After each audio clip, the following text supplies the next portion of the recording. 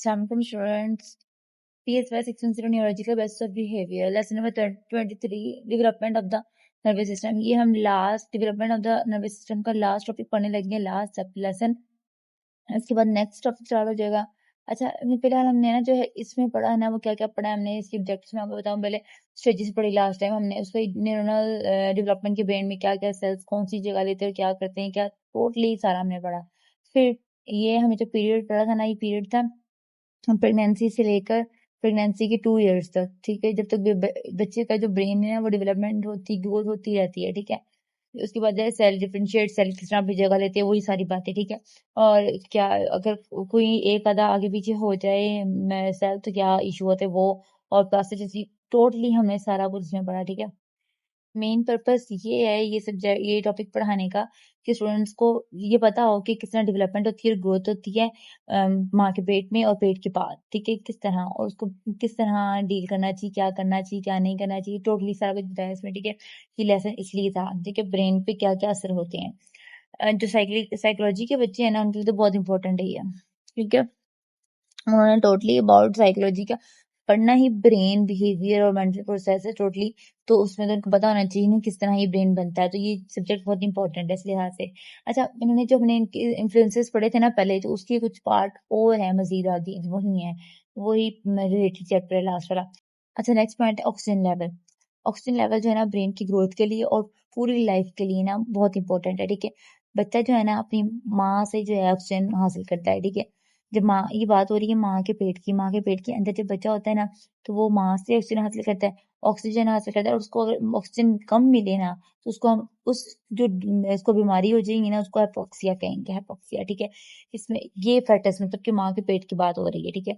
तो ये, और इससे जो है ना बहुत से ब्रेन के इश्यूज होते हैं। अगर देख लो, अगर एग्जाम्पल की माँ को कोई हार्ट प्रॉब्लम है, कोई ब्लड सर्कुलेटरी, इसलिए माँ के जो है ना सारे टेस्ट करवाए जाते हैं ताकि उसे पता चले कोई कोई इश्यू तो नहीं है माँ को। तो इसलिए अगर खुदा ना खासा माँ को कोई इश्यू होना तो बच्चे को बहुत बहुत सेंसिटिव वे से उसकी नशोनुमा पूरी नौमत की जाती है, क्योंकि ना बहुत सीरियस कंडीशन हो जाती है फिर।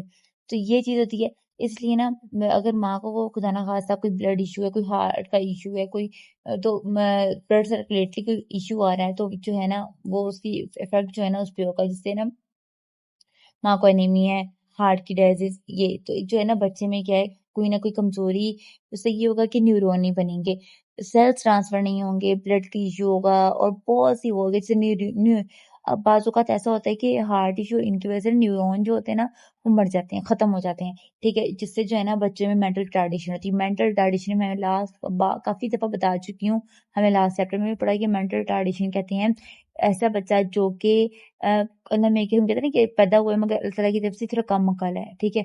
उसमें थोड़ी हम जैसे हम बोल सकते हैं, सोच सकते हैं, कर सकते हैं, एक्टिव है, वैसा वो नहीं होता, ठीक है। अब नॉर्मल होता है थोड़ा सा, फिजिकली बिल्कुल ठीक होता है, नजर आने में बिल्कुल ठीक होता है, मगर जो है ना उसकी IQ level, mental totally seen जो है ना वो हमसे कम होता है, वो समझ नहीं पाता जिस तरह हम चीजों को समझ पाते हैं, ये है। नेक्स्ट है प्री नेटल मोटर एक्टिविटी। अच्छा, मोटर एक्टिविटी क्या होती है, कोई मूवमेंट वगैरह, ये सारा कुछ, ठीक है। अच्छा, प्री नेटल मतलब कि माँ के पेट के अंदर मूवमेंट वगैरह, ये बहुत इंपॉर्टेंट होती है, इससे मसल्स बहुत मजबूत होते हैं, ठीक है। अगर बच्चा ना करे तो इससे मसल्स का इशू बनता है और बहुत से इश्यूज बनते हैं। बच्चा जो है माँ के पेट में चौथे माह के बाद जो है ना मूवमेंट करना शुरू हो जाता है बहुत, ठीक है। और यहाँ तक कि मूवमेंट नहीं, वो सुनता भी है और आवाज सुनता है और फील करता है, टच करता है, ठीक है। ये चीज होती है। और यही है कि अगर बच्चे माँ के पेट में सुनते हैं और ऑब्जर्व करते हैं ना चीज को, तो बच्चे पैदा होते के साथ ही ना अलर्ट होते हैं। जो बच्चे ज्यादा सुनते हैं ना वो ज्यादा अलर्ट होते हैं, ये चीज होती है, ये बहुत इंपॉर्टेंट चीज होती है इसके लिए। नेक्स्ट है प्लेसेंटिया। अच्छा, प्लेसेंटिया ना बच्चे को हर तरह से प्रोटेक्ट करती है, मगर कुछ दवाइयां ऐसी होती है जो कि बच्चे प्लेसेंटिया से भी, इस बैरियर से भी गुजर जाती हैं, ठीक है। 1960 में ना पता चला था कि एक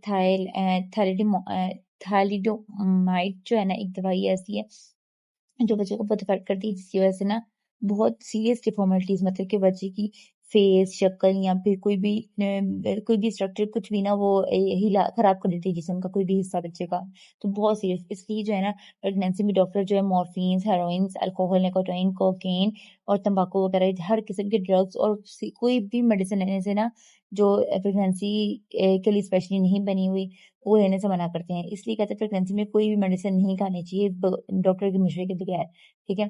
तो ये होता है। अब नेक्स्ट पॉइंट है एक्सटर्नल स्टिमुलेशंस, मतलब कि बैरूनी स्टिमुलेशंस, कोई रिस्पॉन्स, ये सब कुछ। अच्छा, जब बच्चा पैदा होता है ना, तो क्या है कि जैसा उसको माहौल दिया, अब एक एग्जाम्पल मैं देती हूँ कि अगर बच्चा पैदा हुआ है ना, उसको हम सेंसिटिव माहौल में रखेंगे ना, तो बच्चा सेंसिटिव ही रहेगा, ठीक है? अगर उसको हम कहेंगे ना, बच्चे को हर तरह से हल्का जोर से पकड़ेंगे, उससे ऊंची आवाज से बात करेंगे, उसको कलरफुल चीजें दिखाएंगे, तो वो क्या, वो हर चीज के लिए, हर माहौल के लिहाज से ऑब्जर्व हो जाएगा। ये चीज होती है। अब इन्होंने ना क्या है कि ये चीज बताई कि एक्सटर्नल स्टिमुलेशन बहुत जरूरी है बच्चे के लिए, ठीक है? अब हेबल और वेसल ने ना दो एक्सपेरिमेंट किए थे न्यू बॉर्न किरण के ऊपर। एक की आंख बंद कर दी थी। जब आंख बंद कर दी ना, तो काफी देर बाद जब उसकी काफी साल बाद उसकी आंख देखी ना, तो ये चीज हुआ कि उसकी आंख जब उसने खोली ना, तो वो रिस्पॉन्स नहीं देती थी, क्योंकि वो आदत ही नहीं थी उसको उस चीज की। दूसरा एक्सपेरिमेंट ये था कि जो बिल्ली के बच्चे थे ना, किटन, उनको क्या है कि इन्होंने बचपन से ही ना पैदाइश से लेकर ना अंधेरे में रखा। जब अंधेरे में रखा ना, तो क्या है कि काफी देर बाद उनको जब रोशनी वगैरह में आया, तो उनकी जो ना विजुअल कॉर्टेक्स वगैरह और ये ना विजुअल कॉर्टिकल, ये टोटली खराब हो चुके थे। यहाँ तक कि वो लाइट को रिस्पॉन्स ही नहीं कर रहे थे, उन्होंने नहीं देखा। तो ये चीज है कि जो बच्चे पैदा होते हैं ना, तो उनके कॉर्ट में, मतलब कि जो इनका झूला होता है, उसके अंदर कलरफुल चीजें होती है। बच्चों के टॉयज कलरफुल होते हैं, और उनमें लाइट्स वगैरह दिखाई जाती है बच्चे को, मतलब कि उसको हिलने जुलने वाली चीजें दिखाते हैं बच्चे को, ताकि बच्चा जो देखेगा उसको ऑब्जर्व कर सकेगा। अगर बच्चे को सिर्फ स्टिल एक पिक्चर दिखाते रहे ना पूरे पैदाइश से लेकर थोड़े ईयर्स तक, तो एक बच्चा सिर्फ वही हिलने जुलने वाली चीजें, वो डरेगा, कंफ्यूज होगा, ये चीजें ये नहीं वो ऑब्जर्व कर सकेगा। ये चीज है। नेक्स्ट है कम्प्लेक्स एनवायरनमेंट। अच्छा, एक्सटर्नल स्टिमुलेशन से ना कि बाइक से सिखाना, ये सब कुछ, और कम्प्लेक्स ये था कि एक ने ना एक्सपेरिमेंट किया था रोजनबर्ग ने। क्या किया था कि चूहों को ना एक ऐसी जगह पर रखा, जहाँ पे झूले, खिलौने, कलरफुल चीजें सब कुछ था, जिससे कि ना वो उन्होंने क्या है कि बहुत कुछ सीखा उससे। ब्रेन की टोटली हर चीज जो है ना, डेंड्राइट, सेरेब्रल कॉर्टेक्स, एंजाइम्स और ग्लियाल सेल्स, यहाँ तक कि कुछ ये चीजें मोटी और बड़ी हो गई। इससे ये कि ग्रेड ऑफ ने भी ना ये चीज कहा कि ना ये जो चीज है ना कम्प्लेक्स इन्वायरमेंट से, इससे क्या है कि डेंड्राइट स्पॉटिंग ज्यादा हो गई, और जो इन्वायरमेंट के वो थे ना स्टिमुलेशन थे, वो भी ज्यादा बढ़ गई। मेन कि ये कि वो इस चीज को ऑब्जर्व कर सके थे। अब एक्सटर्नल स्टिमुलेशन में क्या है कि अगर एक हद तक जब टाइम पीरियड में जो है ना हर चीज दिखाई जाए ना बच्चे को या फिर न्यू बॉर्न को, तो वो ऑब्जर्व करेगी। और एक टाइम के बाद अगर स्टार्टिंग के टाइम पे नहीं दिखाना, तो एंड में जाके उनको कोई असर ही नहीं करेगी यहाँ, और उसकी रिपेयर भी मुमकिन नहीं है। मतलब कि जो जैसा मोल बच्चे को बचपन से दिया जाएगा ना, इजी वर्डिंग में बता रही हूँ, जो बचपन से दिया जाएगा वही चीज बच्चे के लिए ऑब्जर्व यूजफुल है। एक स्टार्टिंग में नहीं दिखाया, तो बाद में जो बच्चे के लिए वो बहुत टफ है, वो ऑब्जर्व नहीं कर सकता, और इसकी रिपेयर भी नहीं है। आगे इसका एमसीक्यूज है, which of the following drug was first to be identified was having predatory genic effects during pregnancy? Thalidomide. In the experiments by Hebel and Wessel, what happened to the kitten whose one eye was closed की eye बंद कर दी थी, तो क्या हुआ था कि visual stimulus जो सा वाज नॉर्मल, ठीक है? कि वो उसने रिपीट रिस्पॉन्स भी तेरा बाद में नहीं हुआ इस चीज पे। According to the Raven's experiment with rats in a complex environment, which of the following was observe? क्या हुआ था कि इंक्रीज हो गए डेंड्राइट स्पैन्स, ठीक है? But conditions occurred at fetus when there was is reduced oxygen, oxygen नहीं मिलेगा तो प्रेगनेंसी के लास्ट ट्राइमेस्टर में hypoxia हो जाता है। Which type of parental stimulations was shown to make newborn more alert after birth?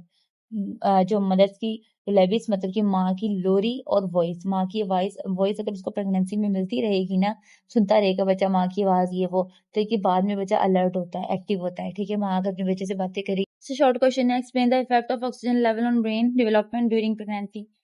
Oxygen level जो है ना ग्रोथ करता है ब्रेन ऑफ सेल्स, ठीक है?